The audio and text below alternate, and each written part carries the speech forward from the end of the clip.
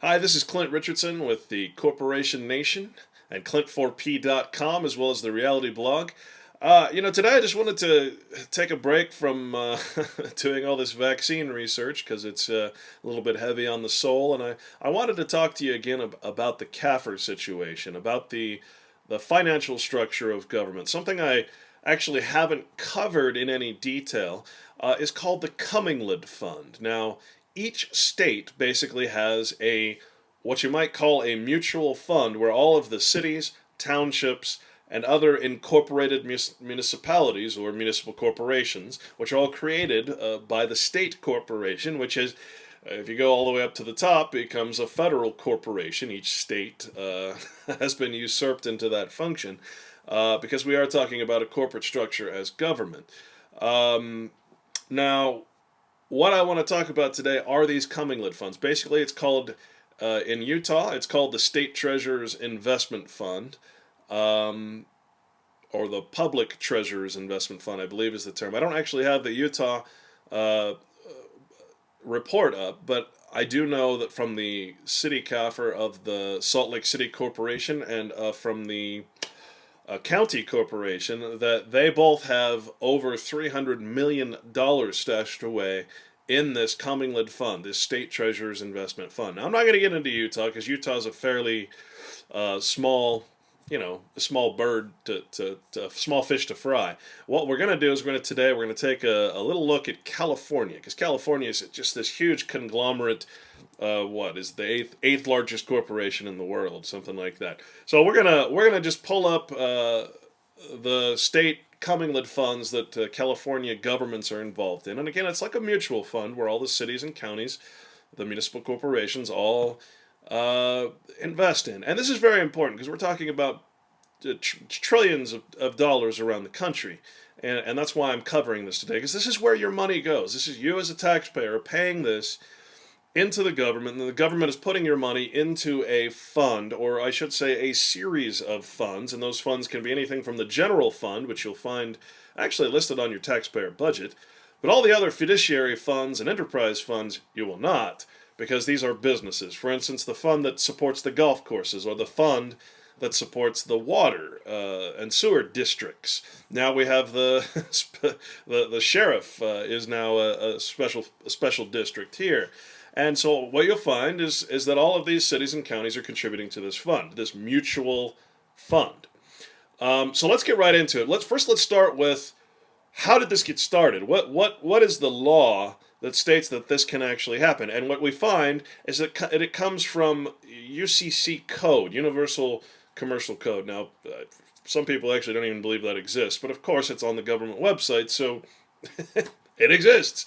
So let's get started here. Now, we're going to start at the top, of course, because we need to know what the precedent was that created the ability for states to create these funds, for more specifically for the state treasurer to create these funds on behalf of, or so-called on behalf of, the people. Well, yeah, it's on behalf of the corporation. So what you're looking at here is the Revised Code of Washington, or the RCW, Title 43. This is U.S. Code. Title 43, entitled State Government, under the Executive section. Of course, this is prima facie law, but in this case, that doesn't really matter because we're talking about the government and how it controls and functions with our taxpayer money. And it's entitled Commingled Trust Funds, Participation of Funds in Investments of Board. It simply states that the State Investment Board is authorized to establish Commingled Trust Funds in the state treasury for the implementation of specific investment programs for any combination of funds under its jurisdiction. Okay? At the discretion of the State Investment Board, the funds under the jurisdiction of the Board may participate in the investments made by the Board through State Investment Board Commingled Trust Funds. The State Investment Board may establish accounts which any such Commingled Trust Fund is as necessary for the implementation of specific investment programs. The combining of monies from funds located outside the state treasury with monies from funds located within the state treasury for investment under this section shall not affect the nature, character, or purpose of a participating fund. Well, all this does really is set up the precedent that says, hey, each state can now create their own investment funds. They're what's called a trust fund. Generally, they like to tell us that it's on behalf of the people. Of course, that's not really the case, but they like to tell us that. So this is the precedent, or the top level aspect of where this is coming from. So now we come to the California Commercial Code, section 9336, and several other sections as well are revolve around this, but it just basically talks about Commingled goods and what a security is and what it can and can't be. Again, the precedent for this product, this service at the barrel of a gun, essentially, to be set up for each government. But now we actually get into the fund itself, and this is the California State Treasurer's website, Smart Investments for California's Future. California being a multinational corporation at this point, essentially. But Bill Lockyer is the state treasurer, and of course, when we look up who Bill could possibly be, this almost snake-like looking gentleman just happens to be he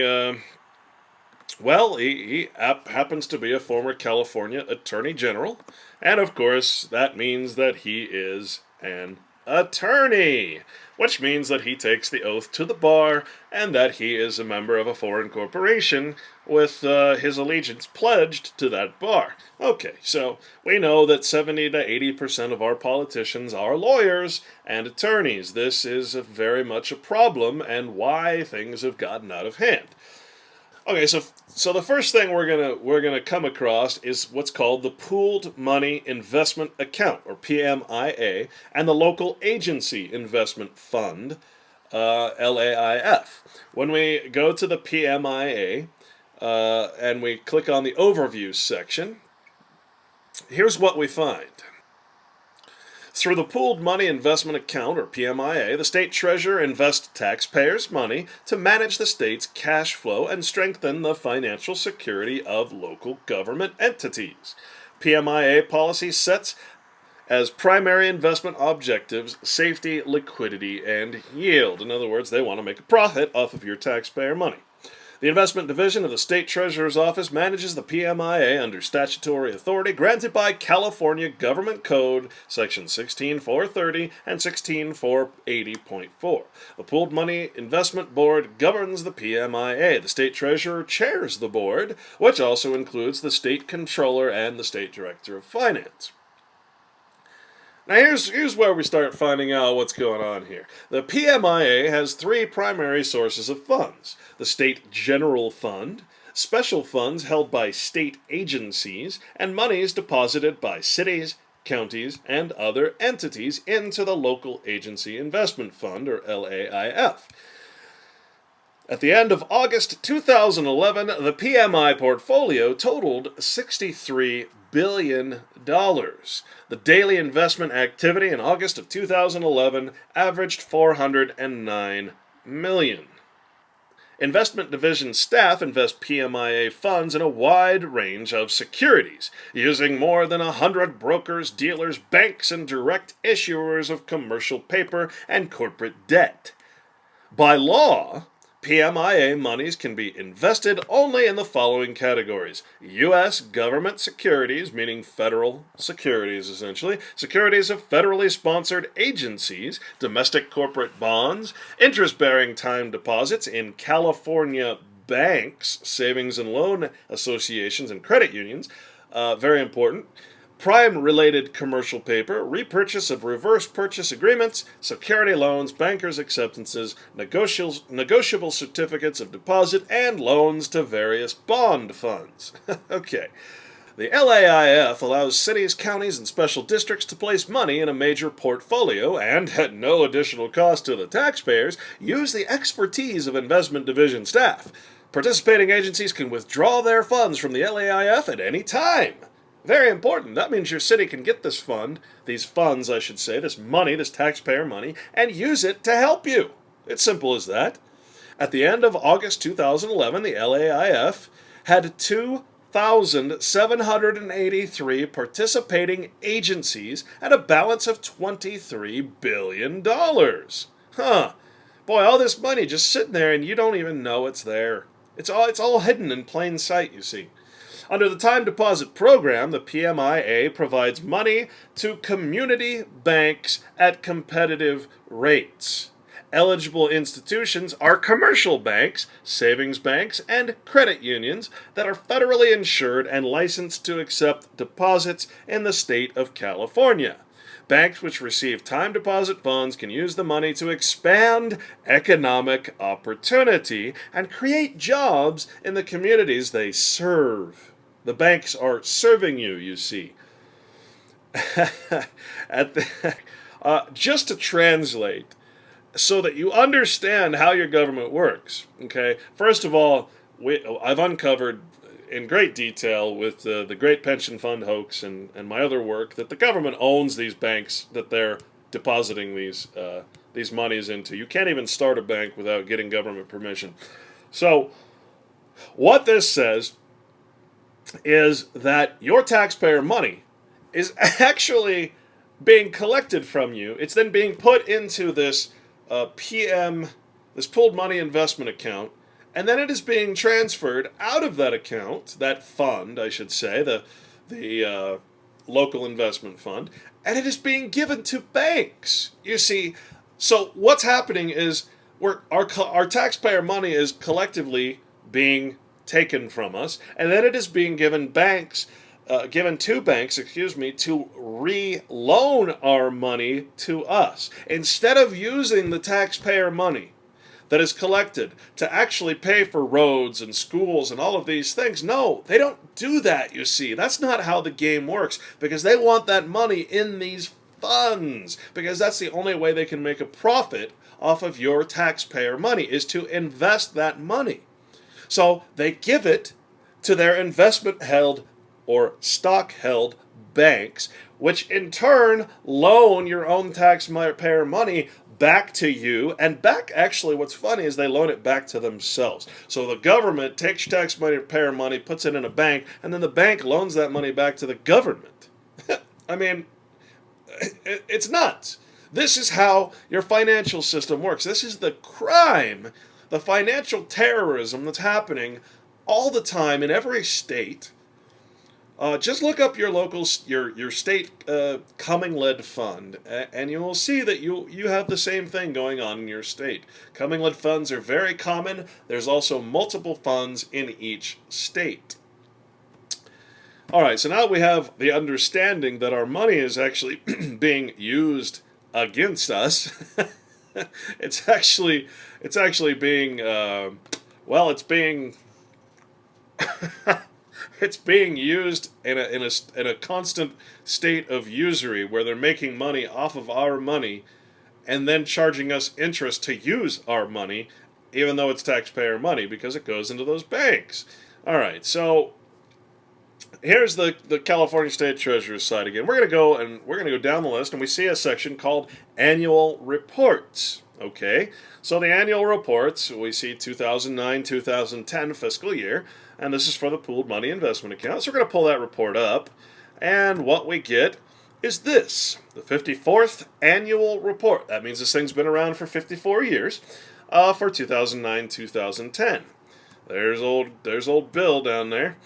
The Pooled Money Investment Board, PMIB, created by the legislature in 1955, is comprised of the state treasurer as chairman, da-da-da-da-da. We kind of all got into all of this. Here's the year in review, where we see that the average daily portfolio, meaning the amount of money that is invested in these securities and other investments, was $65 billion in California, and this is just in this one fund, with earnings of $423 million. That's just wonderful that our government is putting our money and getting a 0.65 yield. I can get better than that in a regular savings account. I mean, this is kind of ridiculous, actually, when you think about it, because what it's doing is it's enabling the banks to then loan that money, and they're making huge profits from the banks. Okay, this is what's really going on. And we can see in this chart comparisons of the portfolio balance and earnings. We see that the average daily portfolio balance has been increasing every year. In 2001 it was 43 billion. Now it's up to 65 billion in 2010. And we can see that generally the earnings potential for this fund is in the billions. So here we have $2.9 billion of profit that was made from this fund. Now, this money, some of this money does go back to the local governments, as it says here. Approximately 156 million of this amount was credited to the units of local government as a result of their deposits in our investment pool. So yes, some of that money is going back to the local corporate structure, but that doesn't account for the rest of the $270 million we're talking about, of course. But you see, that money that goes back to the local governments then goes into other funds. And those funds are, of course, used for other things. Again, it's a complete criminal activity, and it is organized crime. That's the worst part about it. And it's well-organized crime. How about that? Here we can see the summary statistics. We actually see that total resources down here at the bottom were 70 billion, 918 million. But up here it states that earnings, breaks down the earnings, 349 million from security investments, 9.4 million from bank time deposits, and 65 million from general fund loans. So again, the government is making loans. It's just not what government's supposed to be doing. Here we read that the investments of the PMIA are made from monies flowing through the Treasurer's demand or non-interest-bearing bank accounts maintained in 8 banks that serve as state depositories. As of June 30th, 2010, the 8 depository banks were Bank of America, Union Bank, Bank of the West, U.S. Bank, Wells Fargo Bank, West America Bank, Citibank, and my personal favorite, J.P. Morgan Chase. We're talking about the big conglomerate banks here. These are national banks, not necessarily state banks. They're national banks. Okay, most of them probably incorporated in Delaware.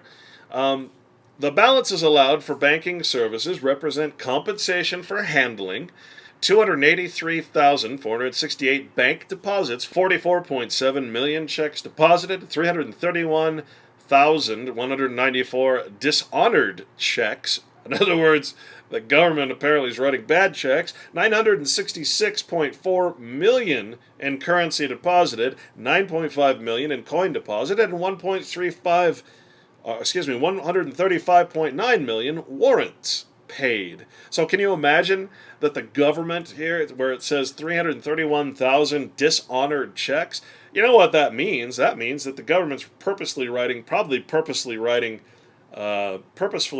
bad checks so that the bank can collect fees for bad checks. That's all that means. In addition to the rates shown below, the state agreed to include the costs of account reconciliation and electronic funds transfer services within the compensating balance formula.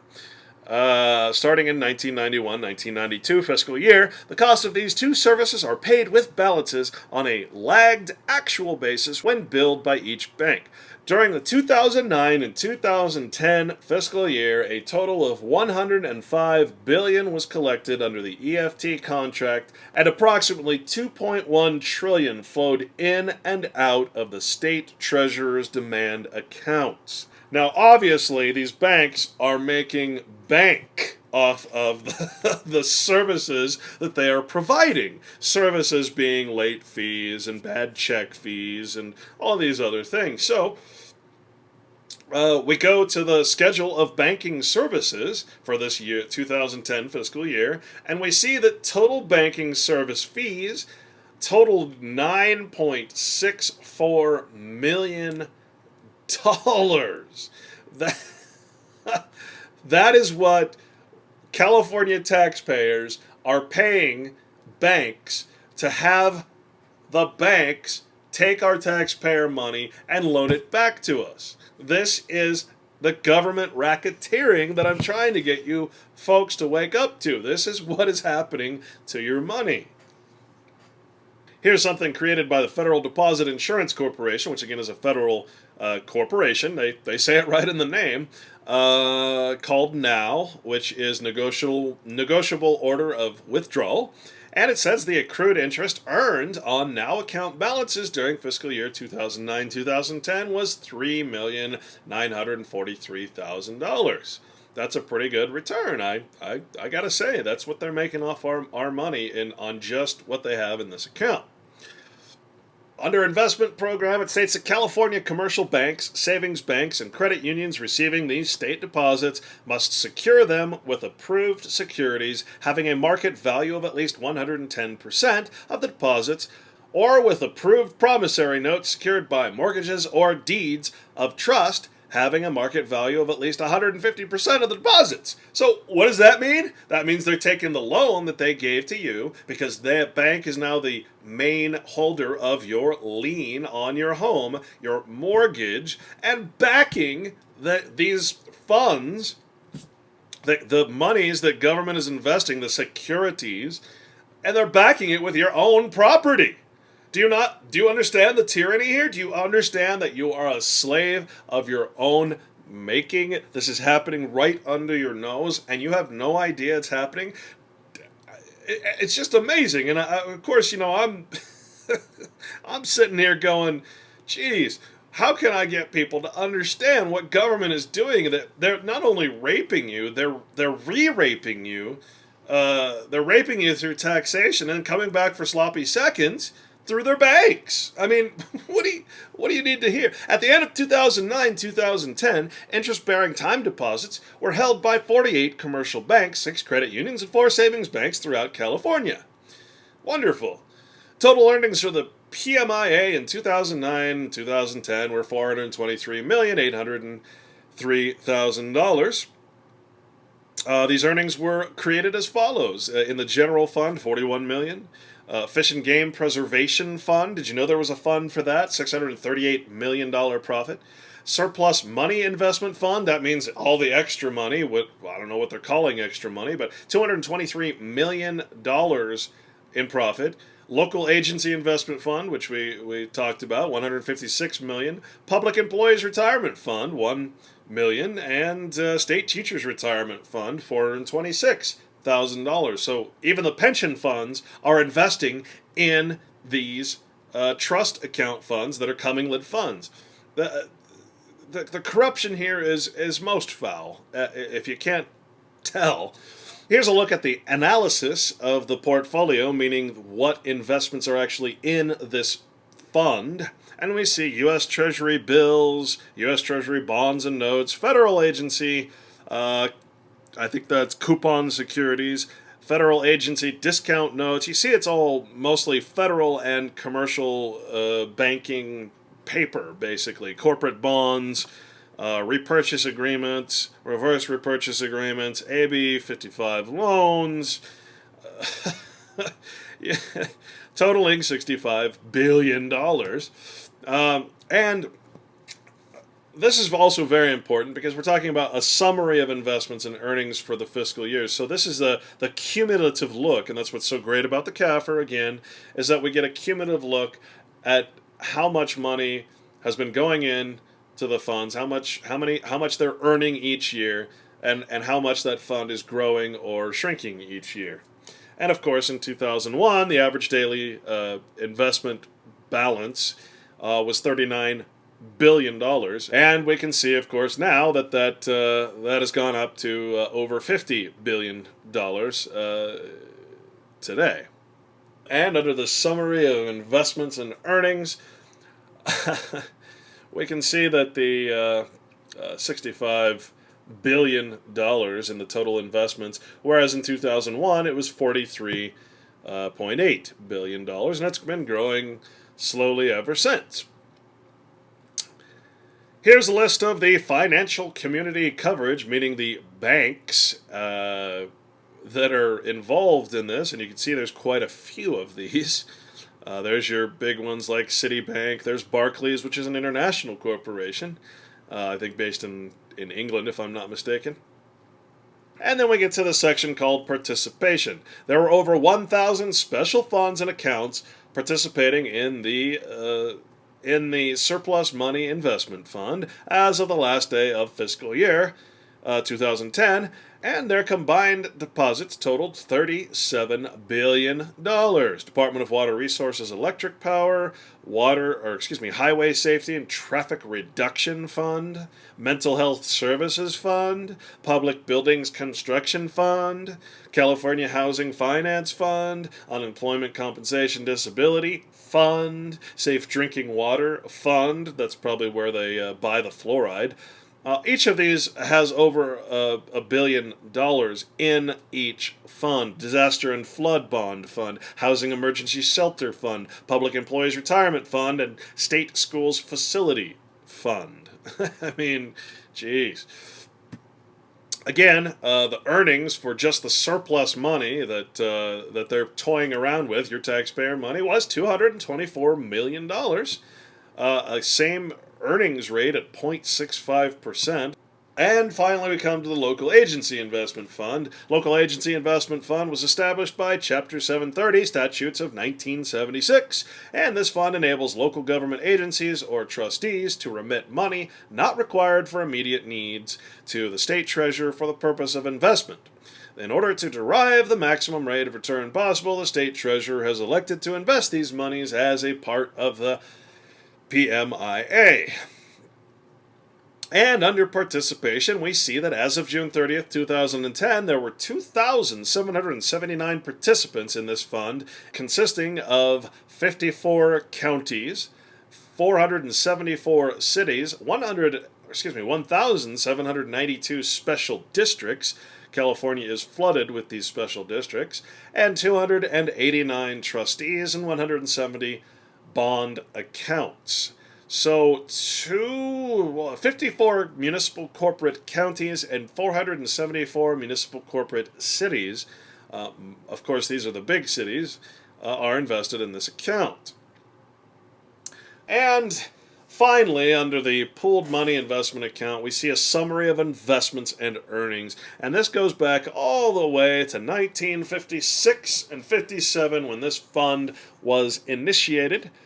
And we see an average investment portfolio of only $393,742,000, as this is listed in thousands, meaning you have to add 3 zeros to all of these monetary amounts, with earnings of $9.5 million. And as we go through the years, we can see that even back in the 70s, we have a fund that's in the billions of dollars. And as we go throughout the years, we see it start to increase in a major way. There's not a point, really, when the fund goes down in any significant way, other than staying where it is. And that just means that the government's using that money for its own devious purposes. But the profits are always there. There's never a negative year when it comes to earnings potential.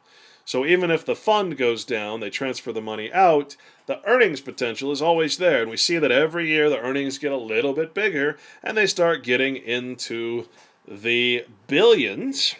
And, of course, by the time we get down to 2009, we're at $65 billion, with earnings of only $423 million. But, again, in 2006, those earnings were $2.9 billion, almost $3 billion. So, just a note to the folks who are protesting on Wall Street right now, this whole Wall Street, whatever we're calling it. You guys, I know that you have the right gumption, and I know you're probably trying to do the right thing, but you must understand that the stock market is owned by government. So while you have a great idea, and I fully believe in shutting down the stock market, to be perfectly honest, you're protesting a government-owned corporation. You should be protesting the government because government has control of the stock market. Government owns these corporations. I've proved this time and time again, and if you watch the Great Pension Fund Hoax, which is on thecorporationnation.com, you will see that this is a very true statement. I apologize for its length, but it is primary research. So, if you really want to start protesting in your own state, you should start protesting your state treasurer's office. In this case, here's the California State Treasurer's office. Why don't you go camp out at 915 Capitol Mall in Sacramento, California, or give them a call at 916-653-2917 and say, why are you holding all of this money, then loaning it to the banks? The banks, of course, the stocks that are traded on Wall Street, which government owns through stock investments. This is what you should be protesting, not Wall Street itself. Wall Street is just a tool of government. It is actually a corporation owned by government. Okay, so we then come to the quarterly report on the pooled money investment account. And this is actually for June 30th, 2011, where it actually shows an analysis of the portfolio. And I'm just going to include this slide so you can see what it's actually invested in. Your federal agency, debentures, certificates of deposit, banknotes, etc. So again, we can see when we go to this pooled money investment account and local agency investment fund, we can go down the list here and we can see other funds, the Scholar Share Investment Board, California Alternative Energy and Advanced Transportation Financing Authority, it's just another fund, California Debt and Investment Advisory Commission, all of these have separate funds, California Educational Facilities Authority, California Tax Credit Allocation Committee, California Transportation Financing Authority, it goes on and on and on. Now what's interesting is that when we pull up the 2011-2012 state budget, none of this really gets mentioned. In fact, what they say is that the total of $27.2 billion in changes balances the budget and leaves the state with a reserve of only $543 million. Now, wait a minute. We just covered over $100 billion in these other funds. Where's all that money? Why aren't you telling us about that in the state budget there, Mr. Attorney, who is our state treasurer? Why aren't you telling us about that? I don't understand. Instead, they say that they're going to start requiring community college students to pay $10 more per class unit, pausing the court system's construction program for a year, eliminating the adult daycare program, and child care and dependent tax credits. They're going to reduce the state's workforce by about 5,500 positions, eliminating 20 boards, commission, task force, offices, and departments, including the California Medical Assistance Commission and the Office of Insurance Advisor. All of these things they're getting rid of because they just are saying they don't have a budget. They don't have money. And it's a lie. We just covered that. It's a total lie. And again, more reductions. Are cutting Medicare, juvenile justice, eliminating vertical prosecution grants. Proposition 98 is going to go. Child care is going to go. 4% across the board reduction. Eliminate state grants for local libraries. Unallocated reduction of California state universities. I mean, all these things they're gonna cut. In-home supportive services, IHSS, 20% reduction in service hours. I mean, the government's supposed to be, this is what they should be concentrating on, not what they should be cutting. But instead, they're only interested in making a profit off of your taxpayer money, giving it to banks, and letting those banks loan it back to government and loan it back to you to supposedly stimulate the economy being government. It's just a full circle, and it's crazy. What's funny is here they even show that the general fund budget summary with all budget solutions was actually negative $1 billion is what it lists here, and now it's in the positive at $1.3 billion. But where's the $65 billion? Where's the $23 billion we talked about? Come on. Here's another example of a fund that's being used to completely screw the general tax-paying public. It's called the Scholar Share Investment College Savings Plan. Basically, when we look at the facts or the fast facts of the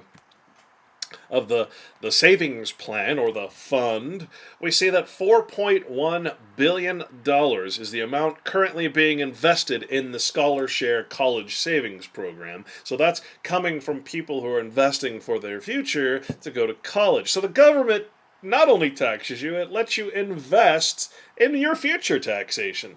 It's actually pretty funny.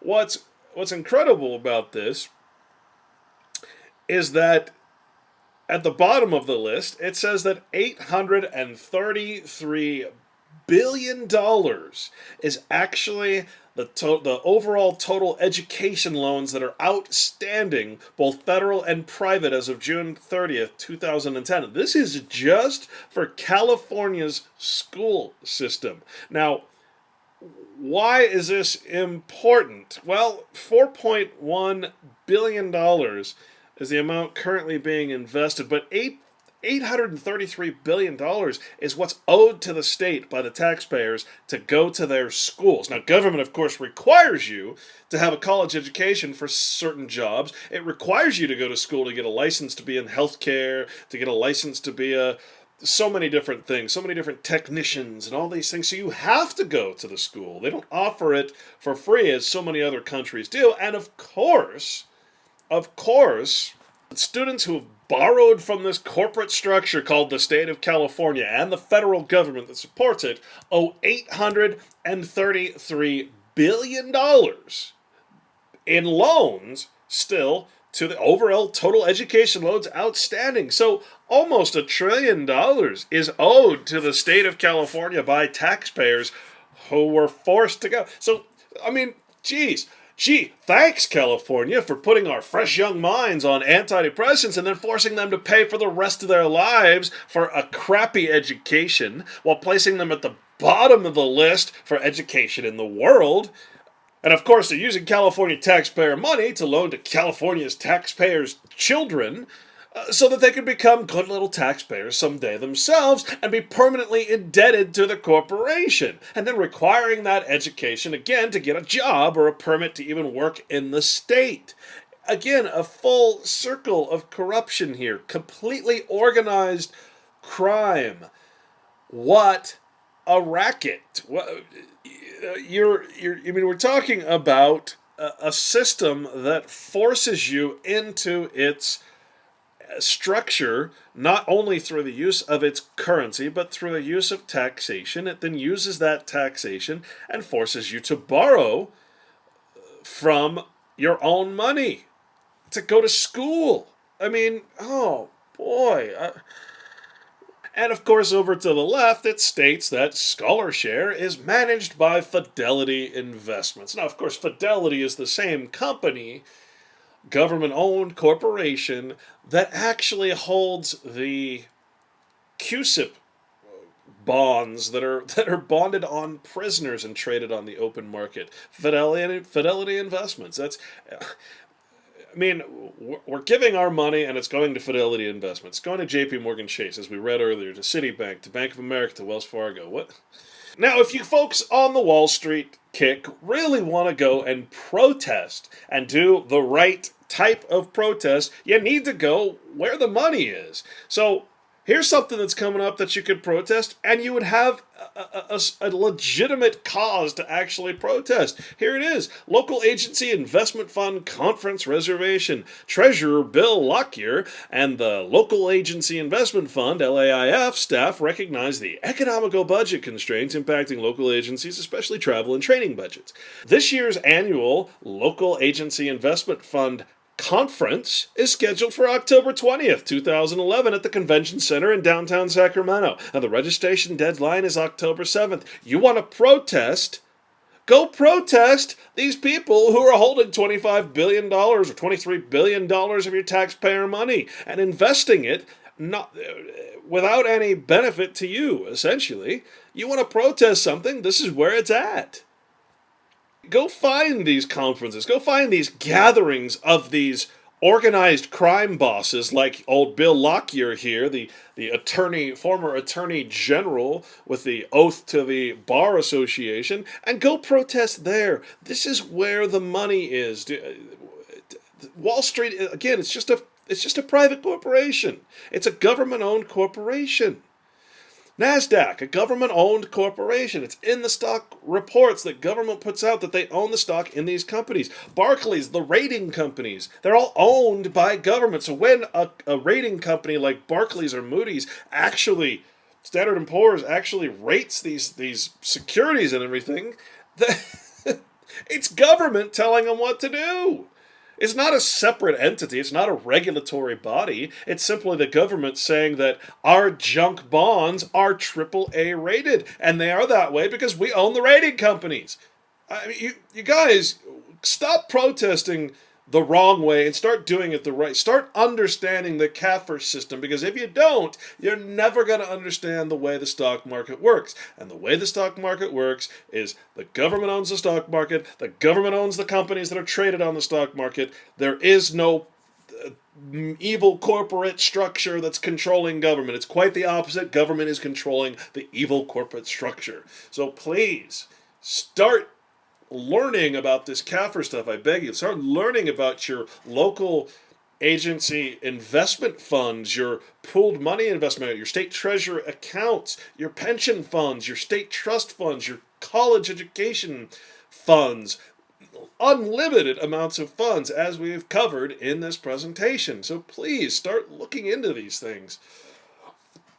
Mr. Lockyer says, as state treasurer, I am also the steward of state money and local government money, which is voluntarily Commingled within the pooled money investment account. So he's stating right there that these things exist. There's no doubt about it.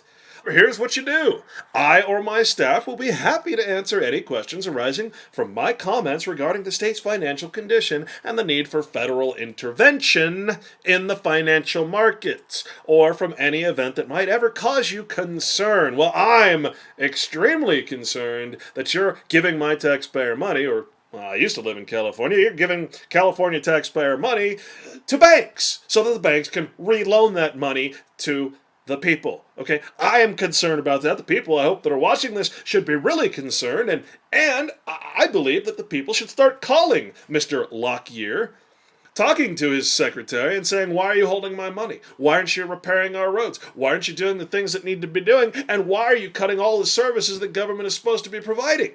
That's what you should be doing. If you have a question or concern, please contact the professionals in my investment division and LAIF unit. Sincerely, so he sincerely would like you to call him. Do it. Call up. Don't just sit there on Wall Street, hold up a sign. It's not going to do anything. Go where the money is. Look in the CAFR. Understand what's going on here, and start making your protests count. Start making your voice actually count. Let these guys know that you are starting to understand their game, their organized crime, and start doing something about it. We cannot let this go on. We are slaves to these people. We're no better than cattle. It has to stop. You want to start protesting in the right place? You want to start making a difference? Let these people know you're on to their game. Let them know you know what the CAFR is. Now, I'm going to leave you with one final thing that you got to understand. You got to understand what a slave you are when you read what this particular fund is. This is called the Condemnation Deposits Fund. All right? Here's what it says. The State Treasurer's Office has accounting responsibility for the Condemnation Deposits Fund. And then it says, court-ordered deposits in eminent domain proceedings are accounted for in this fund. Okay? Understand what this is saying. Money is transferred to the Condemnation Deposits Fund as a deposit in condemnation proceedings for acquisition of real property. The state treasurer pays the amount deposited as ordered by court order or decree. What is this saying? This is simply saying that this is a fund that is used to pay you, the taxpayer, when the government decides that it wants your property or your land. So it's going to come in there and it's going to say, well, under law, because everything we do, we make our own laws for, we're going to take your land, we're going to take your property, and then we're going to use your own taxpayer money to pay you for that property. And then we're going to put a Home Depot or a Walmart or whatever. We're going to build houses, and we're going to tax you for that too. Of course, we own Walmart. We own Kmart. We own Home Depot. So really all we're doing is taking your property and letting the federal government come in and build its corporations. Corporations for which it makes you use, because there's no options left, hardly. you have to spend their money and pay taxes for that. They make you spend the Federal Reserve notes. You can't use anything else. You might get arrested. The whole thing is a racket. And I hope that, of all things, this condemnation deposits fund, which is taking taxpayer money, investing it for future use to pay you when it takes your property, your land. And what it should say, most of all, is that you, the taxpayer, do not have property and do not have land, because it can be taken at any time. You do not own anything. Government owns it all, and when it wants it from you, it's going to take it, and it's going to use the money that it forced you to pay in taxes to pay you what it considers fair value, which is always going to be lower than what that actually is. So, hey, if this doesn't hit it home for you, I'm not sure what's going to. You are a slave. I am a slave. You, the free man on the land who ignores this, are a slave, because your land that you're living on can be taken, whether you like to think about it or not. This is the law. So anyway, I just wanted to make sure that you understood and were angry, I hope, about these Commingled funds. They're in every state.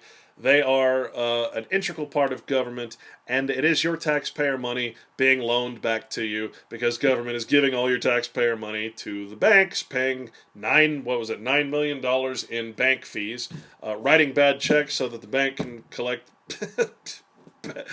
bounce check fees, apparently. Anyway, again, this is Clint Richardson. Please, check out my websites, thecorporationnation.com, clint4p.com, because I am running for president, and of course my blog, Reality Blogger. Also check out Lethal Injection if you haven't seen it yet. It's an integral part of your learning curve. Learn what vaccines really are and what they really do. That's it. Thanks for listening, and put your energy where it should be, which is where it's not Wall Street. It's government, because government owns Wall Street. Thank you very much.